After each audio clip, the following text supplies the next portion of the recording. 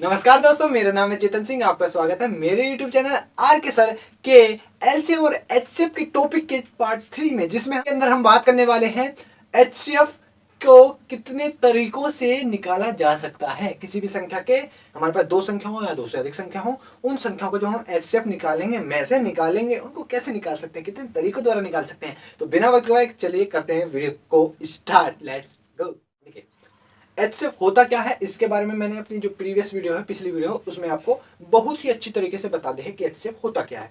इसमें हम समझेंगे एचसीएफ को कितने तरीकों से निकाल सकते हैं। जैसे मैं कोई संख्या ले लेता हूं, मैंने ली 14 और 26। एचसीएफ वैसे होता क्या है, हाईएस्ट कॉमन फैक्टर। कॉमन हो फैक्टर, मैंने बता दिया है क्या होता है। फैक्टर क्या होता है, हाईएस्ट सबसे बड़ा होता है, और कॉमन उभयनिष्ठ जो समान होंगे। देखिए, हमारा पहला तरीका आता है एचसीएफ निकालने का। किसी भी संख्या का, कोई भी संख्या हो हमारे पास, वो आता है हमारा भाग विधि, डिवीजन मेथड। भाग विधि सबसे पहले आती है भाग विधि। एक और क्वेश्चन ले लेते हैं, जैसे हम ले लेते हैं 13 और 64 में, ठीक है ना। अब देखिए भाग विधि, तो सबसे पहली विधि आती है ना एचसीएफ निकालने के लिए। कोई भी संख्या, एक संख्या तो खैर निकलने वाला है नहीं, एचसीएफ या एलसीएम। दो संख्या है या दो से ज्यादा संख्या है, उनका एचसीएफ निकालना है। तो उसके लिए मैं क्या करूंगा, एक और संख्या बढ़ा लेते हैं, यहाँ पर हम 46 कर लेते हैं। उसके लिए मैं क्या करूंगा, भाग विधि। भाग विधि के अंदर क्या करेंगे, हम भाग ही करेंगे। भाग से समझ में आ रहा है, भाग विधि में भाग करनी है, कुछ भी नहीं करना है। भाग करनी आपको आती है, वो ही करनी है। 14 और 26 का एचसीएफ मुझे निकालना है यहाँ पर, 14 का और 26 का। तो क्या करेंगे, देखिए 14 से 26 में करेंगे डिवाइड। 14 से 26 में डिवाइड करेंगे। और आप कहोगे कि 26 से 40 में डिवाइड क्यों नहीं करी। अरे 26 से भी तो 40 में डिवाइड हो सकती थी, क्यों नहीं हुई?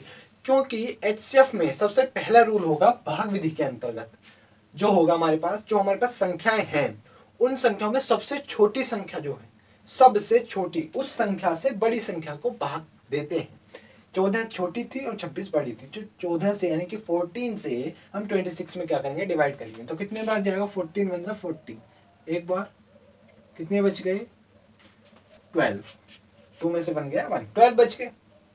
ये क्वेश्चन आ गया हमारे पास, ये डिवाइजर है, और ये हमारा बच गया रिमाइंडर बच गया। अब यहाँ से क्या करेंगे, हम नॉर्मली भाग ऐसे ही करते हैं, लेकिन इसमें एक ट्विस्ट आ गया। इस एचसीएफ के अंतर्गत जो हम भाग विधि का यूज कर रहे थे, इसमें एक छोटा सा ट्विस्ट है, बस छोटा सा। वो ट्विस्ट ये है कि जो हमारे पास अब रिमाइंडर बचा है ना, इस रिमाइंडर को बना लेंगे हम डिवाइजर। क्या बना लेंगे, डिवाइजर बना लेंगे। और इस 14 को बना लेंगे हम डिवाइडेंड, ठीक है ना, यानी कि भाज्य। अब हमारे पास जो यहाँ पर शेषफल बच रहा है ना, 12, 12, इस शेषफल को हम बनाएंगे भाजक, यानी कि हम जिससे भाग कर रहे हैं, डिवाइजर, वो बनाएंगे। और इस 14 को 14 को बनाएंगे हम भाज्य, डिवाइडेंड बनाएंगे, भाज्य बनाएंगे। तो देखिए क्या करेंगे, 12 से भाग कर देंगे 14 में, इस 14 को उतार लेंगे यहाँ पर, और 12 से भाग लगा देंगे। यही ट्विस्ट था इसमें, जो था यही था। 12 वन 12, 12 एकम 12, कितने बच गए, 2। अब यही प्रोसेस चलता रहेगा भैया। एक बार समझ में आ गया ट्विस्ट क्या था, कहानी के अंतर्गत क्या ट्विस्ट था, वो ट्विस्ट मैंने समझ लिया। ट्विस्ट जो था समझ लिया, वही प्रोसेस चलता रहेगा। अब 2 हमारा क्या बच रहा है, रिमाइंडर है, शेषफल है। अब इसको बनाएंगे डिवाइजर, इसको बनाएंगे भाज्य, यानी कि डिवाइडेंड। तो 12 में 2 से कर देंगे डिवाइड, तो 2 6 जा 12, 2 छिक्का 12, कितने बच गए, 0। यानी कि पूरा पूरा हमारा कट गया। किसने काटा पूरा पूरा, 6 ने काटा, 2 ने काटा, किसने काटा, 2 ने काटा। जिसने पूरा पूरा काटा वही हो जाएगा हमारा एचसीएफ। एचसीएफ कितना हो जाएगा हमारा, 2।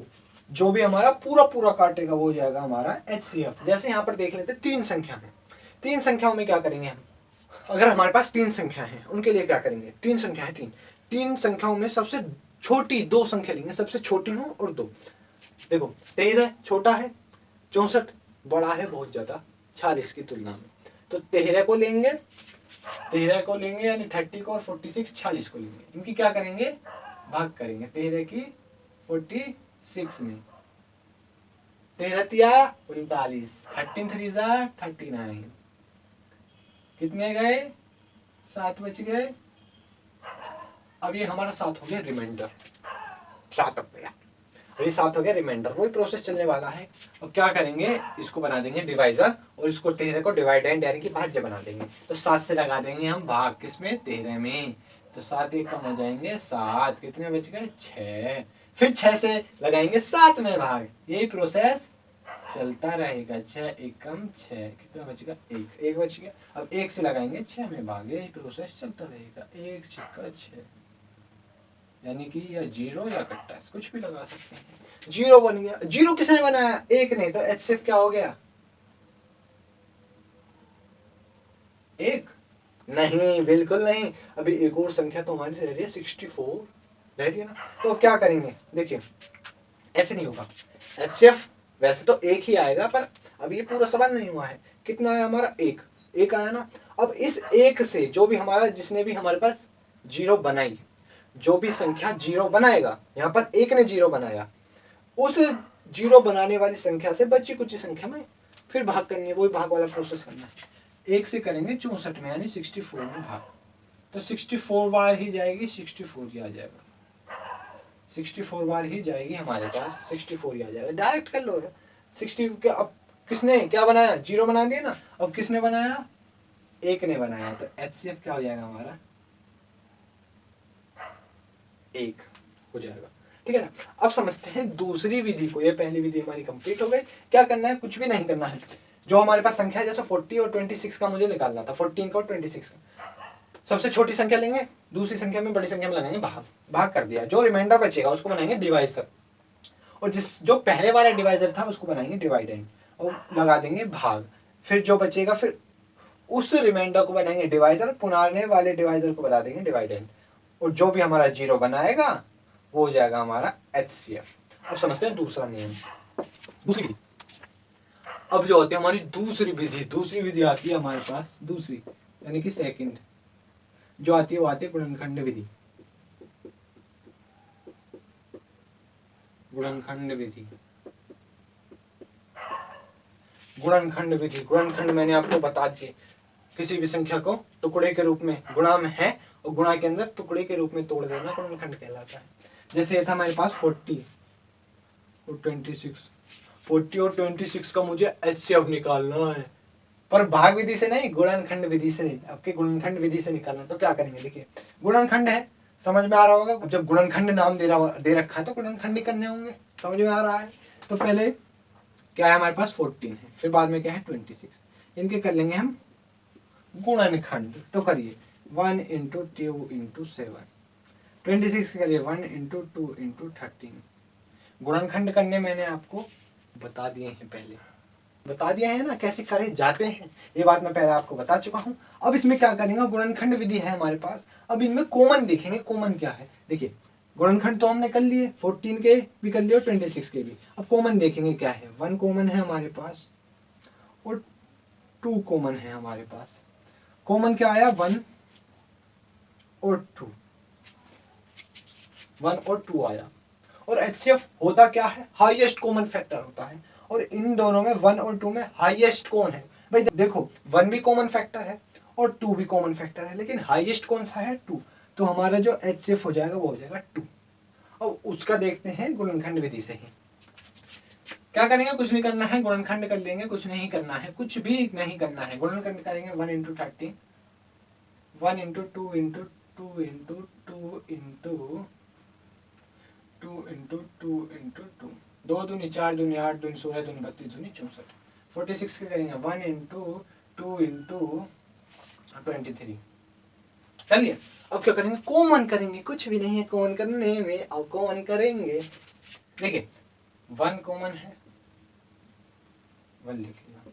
और कुछ कॉमन दिख रहा है, मुझे तो नहीं दिख रहा कि और कुछ कॉमन है। तो हमारा जो जब कुछ और कॉमन नहीं है, 1 ही कॉमन है, तो 1 ही हमारा क्या हो जाएगा, HCF हो जाएगा। ठीक है ना, क्या हो जाएगा 1 हमारा HCF। कुछ नहीं है गुणनखंड विधि में। गुणनखंड विधि में क्या करेंगे, जो संख्या दे रखी है उनके गुणनखंड करेंगे, यानी कि फैक्टर करेंगे, और फैक्टर के फिर कॉमन फैक्टर करेंगे। जो कॉमन होगा और जो हाईएस्ट होगा कॉमन फैक्टर, 1 और 2 तो था कॉमन फैक्टर, जो हाईएस्ट होगा वो हो जाएगा हमारा HCF। अगर और एक ही है बस हमारे पास कॉमन फैक्टर तो वही होगा। अगर और कुछ आता फिर उनमें देखते हैं कि बड़ा कौन है, हाईएस्ट कौन है। अब आता है हमारा तीसरा तरीका, तीसरी विधि। जो तीसरी विधि आती है ना हमारे पास, वो आती है अपवर्तक विधि। थोड़ा आती है हमारे पास अपवर्तक विधि। अपवर्तक विधि आती है। देखिए मैंने अपनी पिछली वीडियो में आपको बताया था गुणनखंड और अपवर्तक सेम ही है, नाम सेम है।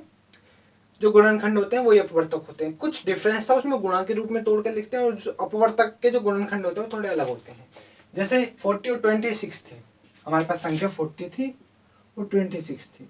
इसके क्या करेंगे हम, अपवर्तक यानी कि गुणनखंड ही करेंगे। लेकिन ये वाले जो गुणनखंड होते हैं ये थोड़े अलग तरीके के होते हैं, अलग टाइप के होते हैं। इसमें क्या करते हैं, हमारे पास दी हुई जो संख्याएं हैं, जिस भी छोटी से छोटी संख्या से पूर्णतः विभाजित हो रही हैं, उनको लिखते चले जाएंगे और लिखेंगे, रेल बनाएंगे, लिखेंगे, रेल बनाएंगे। देखिए 14 के 1 से कटता है, 2 से कटता है, 3 से नहीं कटता, फिर 7 से कटता है, 14 से कटता है। जिससे भी कटेगा उनको लिख लेंगे, लिखते चले जाएंगे, मतलब कि लिख लेंगे।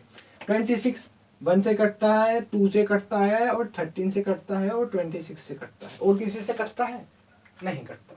अब इसमें वही काम करेंगे, गुणनखंड करने का दूसरा तरीका है। इसमें भी वही काम करेंगे जो हमें करना था, क्या, कॉमन करेंगे। 1 कॉमन है, 1 कॉमन है, 2 कॉमन है, 2 कॉमन है, हो गया।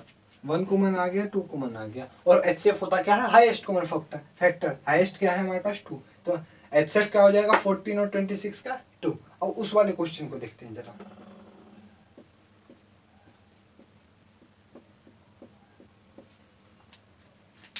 क्या करेंगे, गुणनखंड करेंगे। कौन से तरीके से, पहले वाले से नहीं, नई स्टाइल वाले से।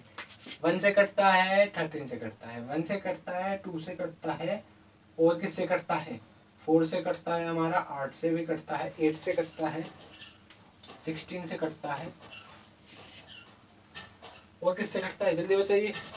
32 से कटता है, और 64 से कटता है। ठीक है, 46 1 से कटता है, 2 से कटता है, 23 से कटता है, और 46 से ही कटता है। अब इसमें क्या करेंगे, वही काम करना है, कॉमन लेने हैं। लीजिए कॉमन लीजिए, 1 कॉमन हो गया, 1 1 1 कॉमन हो गया, इतना आ गया 1। और कुछ कॉमन है, अब जो और कुछ कॉमन है नहीं, तो हमारे पास जो कॉमन फैक्टर है वही हो गया हमारा एचसीएफ। तो एचसीएफ 13 64 46 का एचसीएफ क्या हो गया हमारे पास, 1। यही थे बस तीनों विधि, यही थी, भाग विधि थी, गुणनखंड विधि थी, अपवर्तक विधि थी एचसीएफ निकालने के लिए। आई होप आपको तीनों विधि बहुत ही अच्छी तरीके से समझ में आई होंगी। अगले वीडियो में मिलेंगे किसी नए चैप्टर टॉपिक के साथ, तब तक के लिए बाय बाय।